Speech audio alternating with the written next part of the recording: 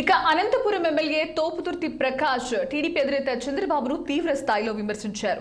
చంద్రబాబు అధికారంలో ఉన్నప్పుడు రైతులను మోసం చేశారని ఎమ్మెల్యే ప్రకాష్ మండిపడ్డారు. ముఖ్యమంత్రి జగన్ 1,75,000 కోట్లు రైతుల కోసం, వారి సంక్షేమం కోసం ఖర్చు చేశారని చెప్తున్న ఎమ్మెల్యే తోపుదుర్తి ప్రకాష్ రెడ్డితో మా అనంతపురం జిల్లా ప్రతినిధి Mohammed Rasool face to face.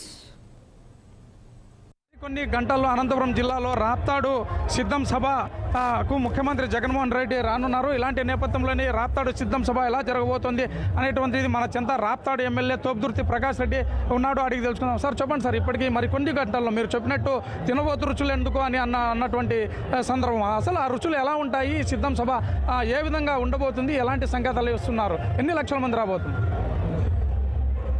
మొన్నట్టుంటే చెప్తున్నాం, నిన్న కూడా చెప్పాం, ఈరోజు కూడా చెప్తా ఉన్నాం. 10 లక్షల మంది జగనన్న సైనికులు ఈరోజు కవాతు జరపబోతా ఉన్నారు. ఇది ఎన్నికల నగార, ఎన్నికల శంఖారావం.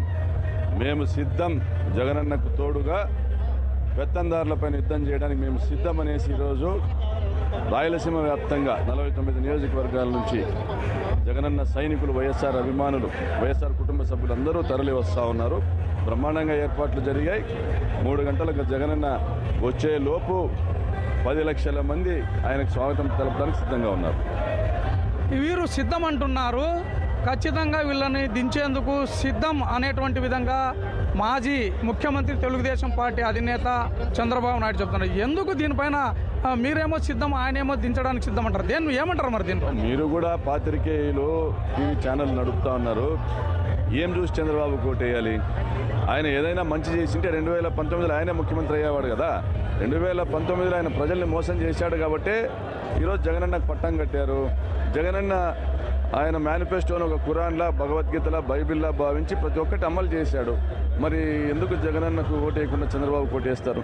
అలాంటి ఆలోచన కూడా ఈ రాష్ట్రంలో ఎక్కడ కూడా లేదు. 175 గెలవబోతా ఉన్నాం. మొత్తము ధాన్యం సేకరణతో కూడా కలిపి దాదాపుగా 1,70,000 కోట్ల రూపాయలను ఈరోజు జగన్మోహన్ రెడ్డి గారు రైతుల కోసం ఖర్చు పెట్టారు. మరి ఇంత పెద్ద ఎత్తున రైతుల కోసం డబ్బులు ఖర్చు పెడుతూ స్థానిక గ్రామాల్లోని ప్రతి ఒక్క గ్రామంలో కూడా రైతు భరోసా కేంద్రాలు ఏర్పాటు చేసి అక్కడే నాణ్యమైనటువంటి విత్తనాలు ఇచ్చి, ఎరువులు ఇచ్చి, ఫెర్టిలైజర్స్ ఇచ్చి రైతులు పంట సాగుకు మెలకువలు తెలుపుతూ రైతుకు అండగా నిలుపుతున్నటువంటి జగన్మోహన్ రెడ్డి గారు కాకుండా ఈ రాష్ట్రంలో ఎవరైనా రైతులకు మేలు చేసిన వారు ఎవరైనా ఉన్నారంటే ఒక రాజశేఖర రెడ్డి గారు మాత్రమే తప్ప చంద్రబాబు నాయుడు గారు ఎన్నడూ కూడా రైతు పక్షపాతి కాదు. పాడి రైతులను దోచుకొని తింటున్నటువంటి దోపిడీదారుడు.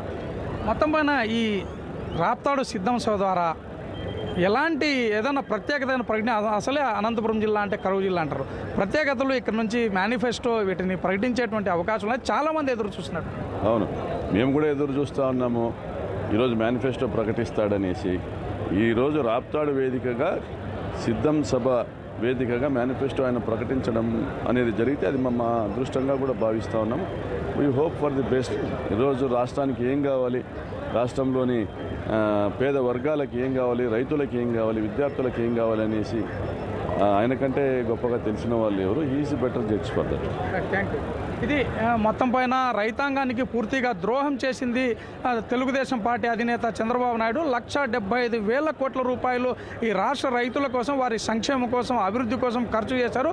ఖచ్చితంగా రాష్ట్రంలో మరోమారు వైఎస్ఆర్సీపీ పార్టీ జెండా ఎగరవేస్తుంది. ముఖ్యమంత్రిగా జగన్మోహన్ రెడ్డి కాబోతున్నారు అనేటువంటి విధంగా రాప్తాడు ఎమ్మెల్యే తోపుదుర్తి ప్రకాష్ రెడ్డి సిద్ధం సభ దగ్గర నుంచి చెప్తున్నారు.